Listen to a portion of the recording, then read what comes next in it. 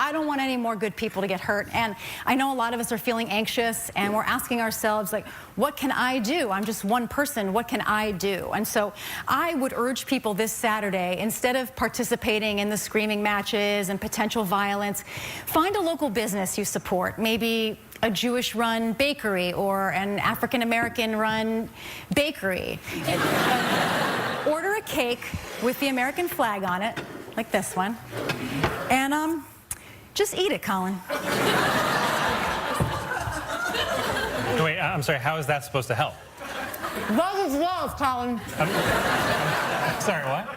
And then next time when you see a bunch of white boys in polo shirts scream about taking our country back, and you want to scream, it's not our country, we stole it from the Native Americans.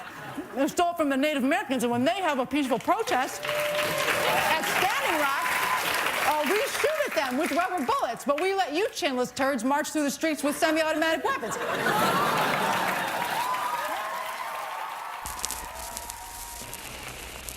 Ladies and gentlemen, the President of the United States. Never before, since Jamestown and Plymouth Rock, has our American civilization been in such danger as now. Frankly and definitely, there is danger ahead. Danger against which we must prepare. But we well know that we cannot escape danger or the fear of it by crawling into bed and pulling the covers over our heads.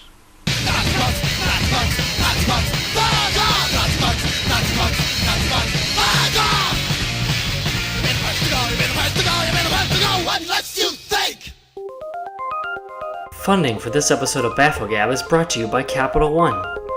You've heard of capital letters before, but a capital number? That's right, motherfucker, we don't follow the rules of language. So if you want a bank that breaks the rules, join Capital One. BAFFLEGAB, B-A-F-F-L-E-GAB. BAFFLEGAB. Definition: incomprehensible or pretentious language, especially bureaucratic jargon.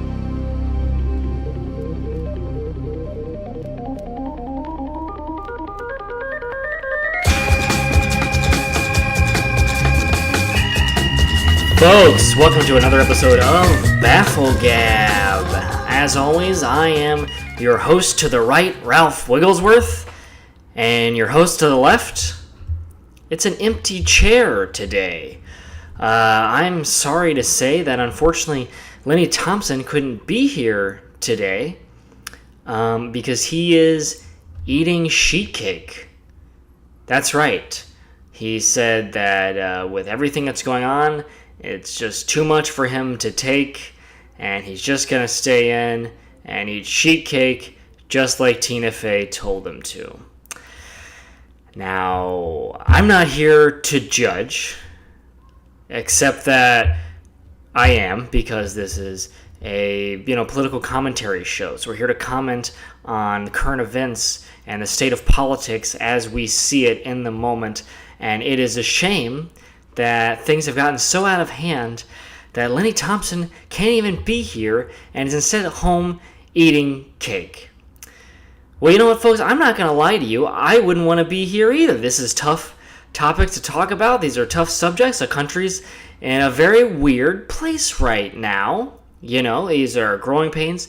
These are the changes that are going to happen when a president is just trying to make America great again.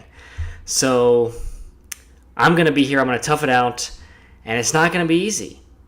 And it's just like Blonde Lady in Yellow said on Fox News the other day. These conversations are very uncomfortable. I am so uncomfortable having this conversation. And that's what this woman said before this, because I know what's in my heart. And I know that I don't think anyone is different, better, or worse based on the color of their skin. But I feel like there is nothing any of us can say right now without being judged. Melissa, there have been a lot of tears on our network and across the country and around the world. We have people who are serving, as my father did. He came to visit. We took him to the Statue of Liberty for the first time in his life yesterday. We cried together. It's a difficult place where we are, but it's not where we've been, it's where we are. This is not 1950. We can do this. We can have this conversation. Oh, yes, we can. And it's okay if we cry having it. And on that note, you better go see the Statue of Liberty while you can, because at this point, the liberals are taking down every statue they can find. Since last week, when we spoke about the tragic events at Charlottesville, where a woman was murdered during a rally to preserve our General Robert E. Lee statue, many cities have now begun reconsidering their Confederate monuments, including Baltimore, which before dawn on Monday removed 4 Civil War statues. North Carolina protesters tore down a Confederate soldier monument, and the University of Texas has removed their Confederate statues. But folks, I feel like I can talk freely this week without Lenny here.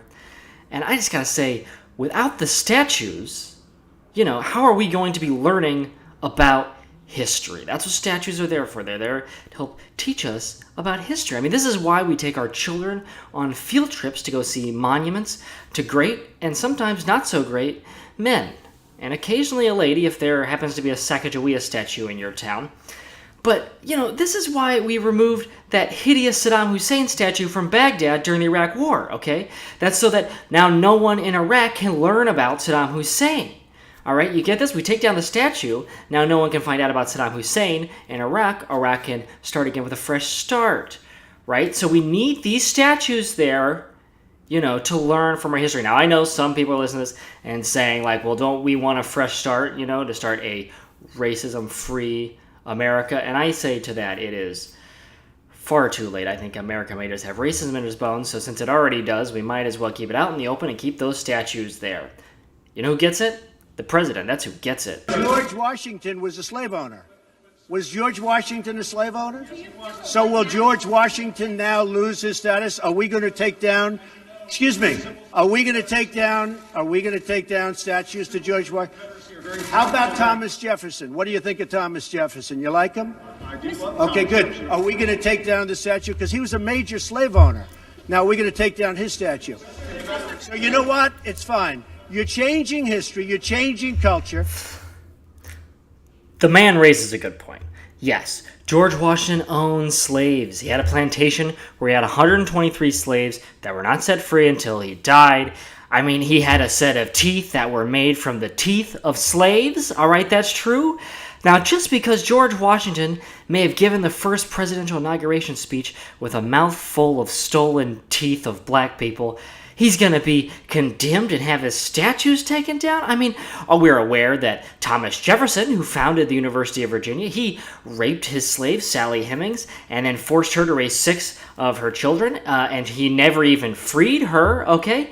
Now, these were great men fighting a monarchy, and they won, okay? These were pro-revolution guys. These guys are about having ideas over idols, all right? That's what's important to them. That's what we have to honor. That's what's got to live on about these guys. I think that's, that is why we can't be taking down their statues. The ideas are living on. The carrying on of a code of values was important, more important than hero worship or blindly following some king. They were standing up to King George. That's what the revolution was all about. Was it not, folks? Am I the only one who sees this in the history books?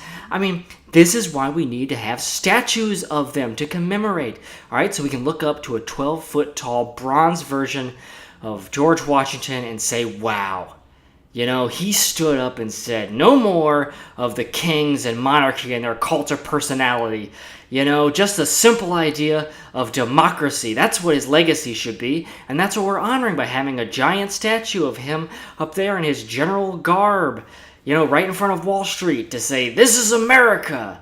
These are our values. 12-foot tall slave owner right in front of the, building that promises that the rich will just keep getting richer. And that's the American dream. That's what America stands for, that anyone can come here and own slaves and get rich. That's what these guys were promising, because those were the values at the time, and those values change. That's what's so good about America, right? And I am certain that if George Washington was alive today and he saw a Make America Great Again hat, he'd say, hey, buddy, I'm with you.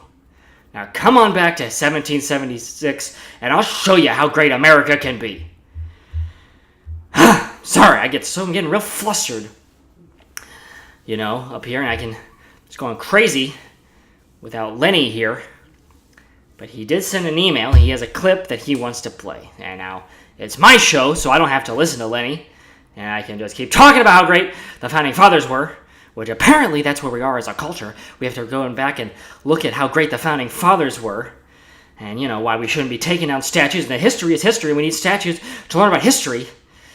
But Lenny wants us to play a clip. So let's play a clip and hear what Lenny thinks about this. But this isn't Lenny talking. Just want to be clear about that. He sent this clip of a video that comes from the website Mike. See the way this Confederate statue comes down with just a tiny tug and then crumples up like a paperclip when it lands? Why does it fall apart so easily? Because it was mass-produced. Quickly, cheaply, and most importantly, for a very specific purpose. Take a look at this timeline of when Confederate monuments went up. You'll notice that the bulk of them didn't go up during or even shortly after the Civil War, but during two specific periods. It came at the turn of the century when white Southerners were attempting to disfranchise black people, and the second burst came in resistance to black civil rights and political rights in the 1960s. It's very predictable. Instead of paying tens of thousands of dollars for a granite or a marble statue, a business like Monumental Bronze Company could whip you up a Confederate monument for just a couple $100. And if your little town couldn't afford one, well, then a group called the United Daughters of the Confederacy would chip in, which is why you see their name on monuments everywhere. I don't care whether it's Trump or white supremacists or Southern heritage thinkers. The heritage of the Confederacy is that they made war on the United States because they felt that slavery was threatened and that the only way to protect it was to be a separate and independent country. Tearing down Confederate monuments isn't about clearing history away. It's about clearing away the fog of mass-produced propaganda that keeps us from seeing our history the way it truly happened, and the legacy of slavery that still lives on with us today. Well, I would say that mass-producing statues, that's just good capitalism, okay? Now, am I a Confederate or a capitalist? I'm a capitalist. You know, when a product, is in high demand, no matter when it is, let's say it's Confederate monuments during the 1920s, 1960s, it's the American way to see that it's supplied quick and cheap and meets that demand, and we did it, and I would say, great, that's part of the legacy of America. That's what America does so well, is that it can produce nice things cheaply and meets supplies the demand. That's Econ 101, Lenny. So thanks a lot for the clip, but no thanks. You're just wasting more time. Now, I would say that this whole debate over statues and monuments is offending President Trump. It's why he is so viscerally attacking and going after the fake news in that clip, because he's offended not only as the President of the United States, he has to lead during, this sort of shift, but also as a history buff, to see history being changed in this way by losing these monuments, he even has his own Civil War plaque. It's at his golf course in Virginia. He did a renovation there in 2015, and then between the 14th and 15th tee on one of the courses, he added a flagpole that has a stone pedestal overlooking the Potomac River, and it has the inscription, "The River of Blood." Many great American soldiers, both of the North and South, died at this spot. The casualties were so great that the water would turn red, and thus became known as the River of Blood. There has the Trump family crest above this, and then at the bottom is a quote from Donald John Trump that says, "It is my great honor to have preserved this important section of the Potomac River." Okay, now some people, boring history types, mostly are saying that there was no River of Blood and nothing of the type ever happened here. Okay, well, Trump came back to that and he said, this was a prime spot for river crossings. That we can all agree on. We all know that. So if people are crossing the river and you happen to be in a civil war, I would say that people were shot, a lot of them. Right, and I think the president has a good point there. War's going on. You don't think people were getting shot? I mean, the New York Times reports that the golf course is indeed a stone's throw away from Rousers Ford, where that was an official historical marker there that commemorates General J.E.B. Stuart, where he led 5,000 Confederate troops, including his cavalry, across the Potomac en route to the Battle of Gettysburg, which was the bloodiest war in American history. So as they were walking, maybe they were already bleeding, and that's leading to the blood of the River of Blood, or maybe they were coming back from Gettysburg. Okay? Maybe they're coming back from Gettysburg and they're bleeding, and now that's making the River of Blood. Anyway, River of Blood happened, okay? Some historians say that no one died in that crossing with J.B. Stewart, and that there was no notable Civil War engagement at that spot. To which Mr. Trump also replied, and he said, how would they know that? Were they there? Mr. Trump said that he actually has numerous historians that actually told him that the golf club site was known as the River of Blood. He unfortunately just could not remember any of their names. But anyway, the president has his own plaque for the River of Blood. And now, is he going to be forced to take this down? Because some silly little historical debate between a bunch of historians? I hope not. I really hope not, okay? But now, to go back to the president's feelings about what happened in Charlottesville and this press conference that was supposed to be about infrastructure but just went off the rails when the fake news starts asking him about all these things that gets him flustered because he's a history buff. And frankly, folks, if you're looking for a regular old politician, I say move along. Because when you have President Trump, you're going to get President Trump. It's just like Jerry Falwell Jr. said to ABC News this past Sunday. One of the reasons I've supported him is because he doesn't say what's politically correct. He says what's in his heart, what he believes. And sometimes that gets him in trouble. But he does not have a racist bone in his body. I know him well. Now, I'm sure if Lenny was here, he'd probably say something like, yeah, that's right. President Trump doesn't have a racist bone in his body because racism lives in the brain and in the heart, and those are both organs. Well, Lenny's not here, so no one said that. This is Ralph's show, okay?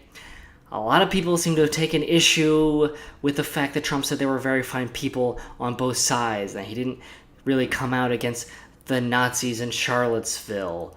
And that was, very shocking of a president to come out and not take a stand against Nazis. Well, I would say that President Trump actually said something a little more shocking during the press conference. So let's take a listen to that. But when you say the alt-right, define alt-right to me. You define it. Go ahead. Well, I'm saying, define it for me. Come on, let's go. Define it for me. Mr. President, you don't know who the alt-right is? I mean, he must know who the alt-right is.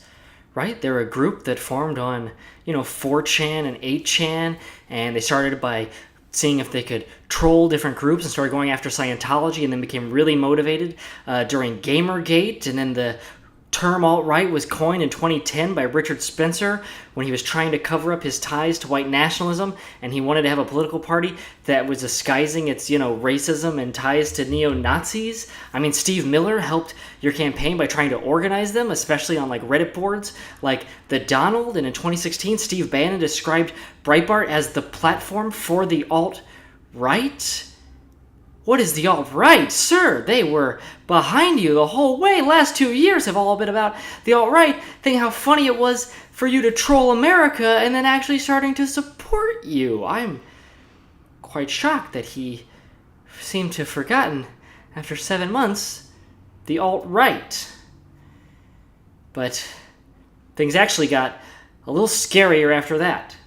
Define them as the same group. Okay, what about the alt-left that came charging at him? Excuse me.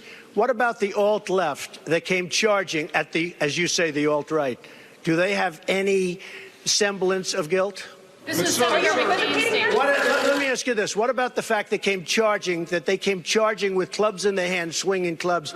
Do they have any problem? I think they do. The alt-left. I didn't even know that there was an alt-left.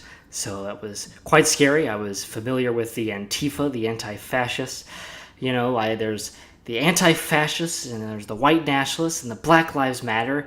And each of these groups have different names, and it's hard to figure out what they want. What do the anti-fascists want? What do the white nationalists want? What do Black Lives Matter? What do they want? It's very hard to figure out what these groups' intentions are and what they're, trying to accomplish. Their names don't give you much clues. But, I would say that far right, alt-left, alt-right, far left, as far as the far right and alt-right and the right are just concerned. Let's call it the right. We're all the Republican Party, right? These issues are getting so complicated that let's just stick with right and left, right? On one side, you have, the American lovers, and the other side, you have all these other scary groups, right? And then now, it just gets so complicated. Let's just start calling, the alt-right and these different groups the right. We're all the right. We're all the Republican Party, right? We're all out here. They're trying to gather for the statue preservation, right? All the Republicans can agree that Robert E. Lee statues gotta stay. So on that level, we're all the same as those guys with the tiki torches out there saying, hey, now we gotta protect history and this is for us, right? And now just this past weekend, there was another rally for free speech, and this was in Boston. And this is where 30 or so free speech patriots gathered in a gazebo where they got trapped by about 40,000 Antifas.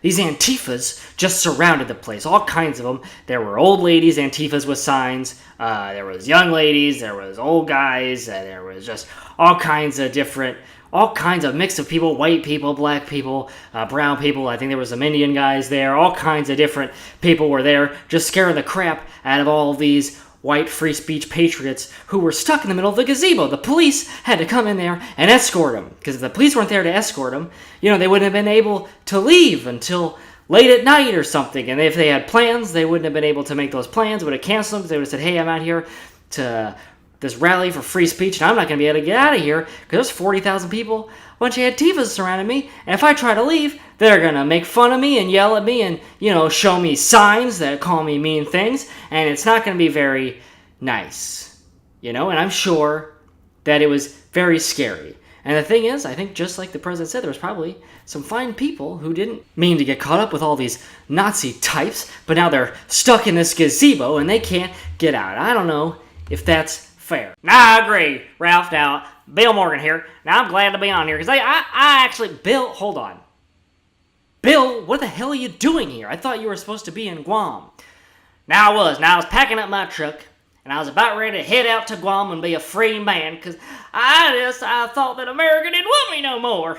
But then I saw the president last Tuesday, and he came out there. Now, again, I don't have a computer of my own, so I had to go to the public library. And I had to watch this on the tube, the boob tubes or whatever you call it now. I had to watch it on there out loud. They kept saying, Bill, turn that down. And I almost got kicked out of the public library, but it was worth it. Because, the president came out there and he was defending me. Now, I have never known a president to defend us, the Klansmen, out at these rallies. Usually the president says, that's a shame. And so, a lot of times we see a little wink, and we know that the president's actually on our side. But this is the first time I ever felt like, wow, the president is really standing for me. And I pulled out all of, my things in my bags. I said, I ain't going to Guam. I'm going to stay here. Wow. So, Bill, you now feel safer than you did last week. Now, of course I feel safer. See, I saw him out there, and he said, now, there are some fine people on both sides. I said, well, that's me. Now, I'm a fine man. I just happen to be out there holding a torch, scaring people, trying to keep them away from my statue. But I'm a fine man. I'm just a regular Joe who likes to, have a Coors after work, wants to make sure my Robert E. Lee statue's hanging up. And I occasionally, will check Daily Stormer to make sure them globalist Jews ain't up to anything. That's how I done heard about this rally. Bill, I thought you said you didn't have the internet. Yeah, again, I usually check the Daily Stormer at the public library. Now, ever since, I just yell, free speech, whenever they try to block a website. I say, hey, free speech. And so I've gotten a whole lot of sites unblocked, Daily Stormer for one. Okay, Bill, so now you feel safe in America again.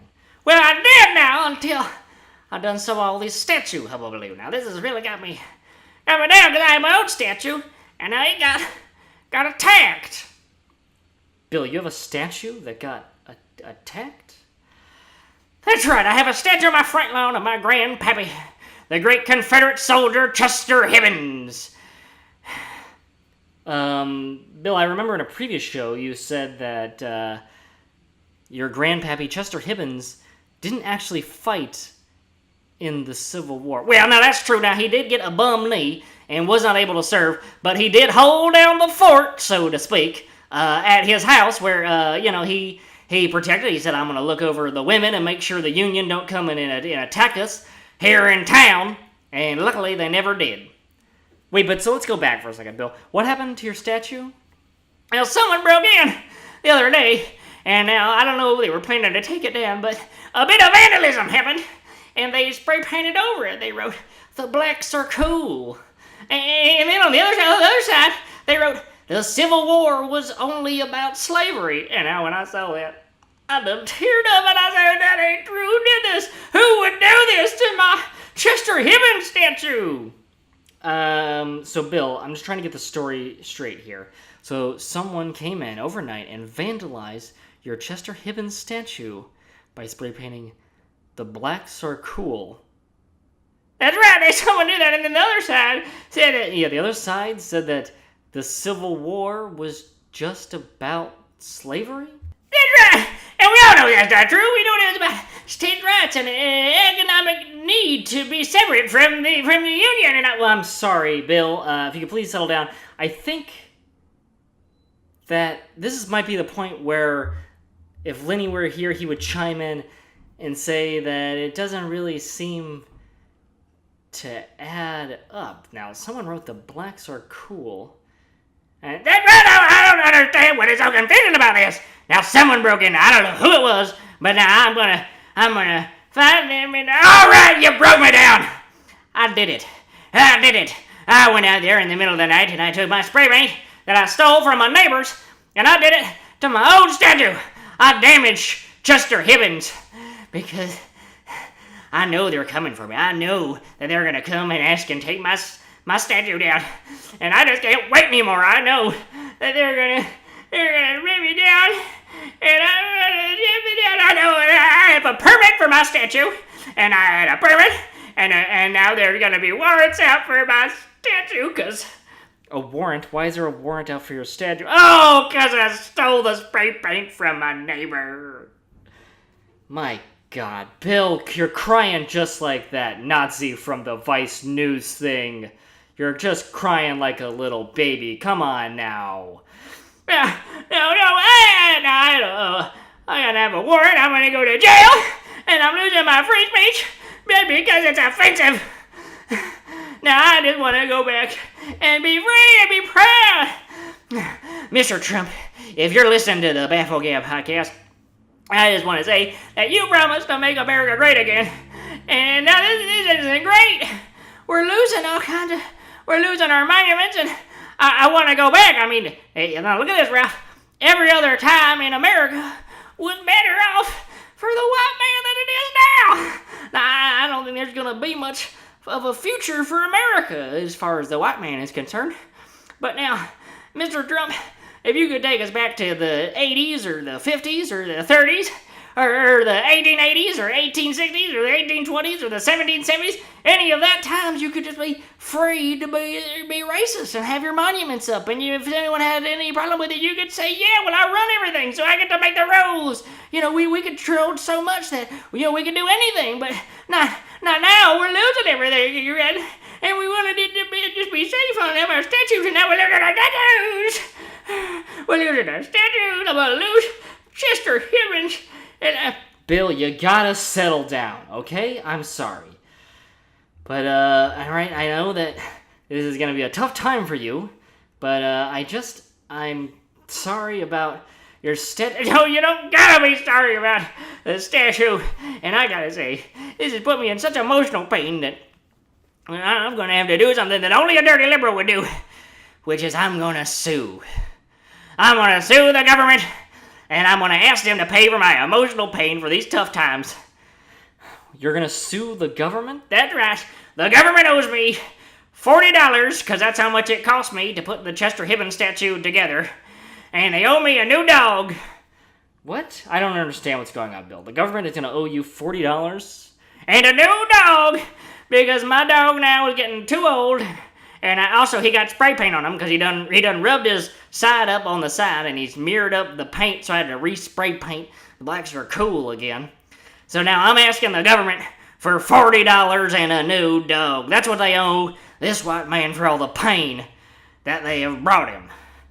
All right, Bill, you're going to have to settle down. But I got to say, that the president actually has a plan to help end all this racial divide that's going on in this country right now. He actually said it at the very end of the speech. He was walking away. Most people remember that he was mostly plugging his winery, which he's just saying he had a nice vineyard, you know, there at Charlottesville. And I think that what they missed was he actually announced his plan on how to end racism in America. Let's listen. What do you think needs to be done to overcome the racial divides? Well, I really think jobs can have a big impact. I think if we continue to create jobs, over 1 million, substantially more than 1 million, and you see just the other day, the car companies coming in with Fox, Fox. I think if we continue to create jobs at levels that I'm creating jobs, I think that's going to have a tremendous impact, positive impact on race relations. And what you said today, how do you think that will impact the racial? Because the people are going to be working, they're going to be making a lot of money, much more money than they ever thought possible. So, Bill, you thought the police were going to believe that some black people came and desecrated your statue by writing "the blacks are cool"? I mean, yeah, that's kind of what I thought. I stayed up all night and I said, you know, what are they going to write? And I said, I bet they come here just to piss me off and write, "the blacks are cool," because that's just going to piss me off. Bill, all right. Well, so we're back. Well, that was the president, as he's saying. He's promising more jobs, and that green is the only color that matters in America. And I guess we're going to see. So he's brought already 1 million jobs so far since he's been president. That's the number, you know, that he keeps quoting. So by that number, by the time his first 4 years are up, he'll have 8 million jobs of this term. If he has 2 terms, that's 16 million jobs at this rate. So that's a lot of jobs. That's more jobs than there are currently unemployed in America. So that's going to be great. And we're going to be making more money than we ever thought possible, you know. But I think that it might be a little tough because reports coming out from NBC News that just on Monday, we lost $700 million in lost productivity due to everyone going outside and watching the solar eclipse. So I guess it might take a little bit longer than the president planned to end the racial divide if we keep getting more solar eclipses. Anyway, I don't know how science works. I only know when Neil deGrasse Tyson says for everyone to go out and look at the sun, we look at the sun, and apparently it costs us $700 million. I would say we should have banned the solar eclipse. Maybe that would help the racial divide. Call me crazy. Anyway, I want to thank Lenny for not being here. Hope you enjoy that cake, buddy. This week there is no message to the president. Our messenger to the president has taken a stand, and he wanted to protest and not even dignify this president with a comment. Well, it's his own choice. So in its place, we're going to have a little moment of silence. Thanks for listening. This is BAFFLEGAB. Well, this is Ralph, but you're listening to BAFFLEGAB. And Bill!